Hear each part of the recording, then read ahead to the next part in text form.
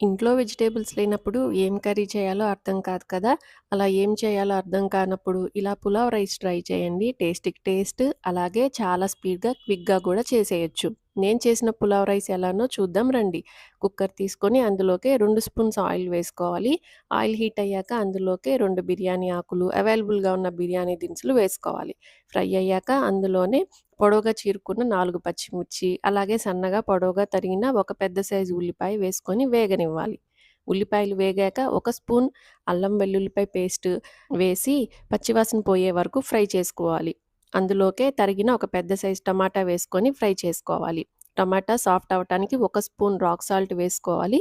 తర్వాత mixie jar తీసుకొని medium size ఉల్లిపాయ తరుగు, ఒక టమాటా, కొద్దిగా పుదీనా, అలాగే కొత్తిమీర వేసుకోవాలి. నెక్స్ట్ చెక్క, లవంగాలు, యాలకులు వేసుకొని మిక్సీ పట్టుకోవాలి. మిక్సీ పట్టుకున్న పేస్ట్‌ని వేగుతున్న ఫ్రైలో వేసుకోవాలి. మసాలా అంతా కూడా బాగా వేగాక అందులోకి కొద్దిగా పుదీనా, కొత్తిమీర వేసుకొని మరోసారి మసాలా అంతా కూడా బాగా మిక్స్ చేసుకోవాలి. తర్వాత అరగంట పాటు నానబెట్టుకున్న ఒక గ్లాస్ రైస్‌ని వేసుకోవాలి. మసాలా అంతా కూడా రైస్‌కి పట్టేలాగా గరిటెతో తిప్పుకొని 2 నిమిషాల తర్వాత 2 గ్లాసులు వాటర్ పోసుకోవాలి.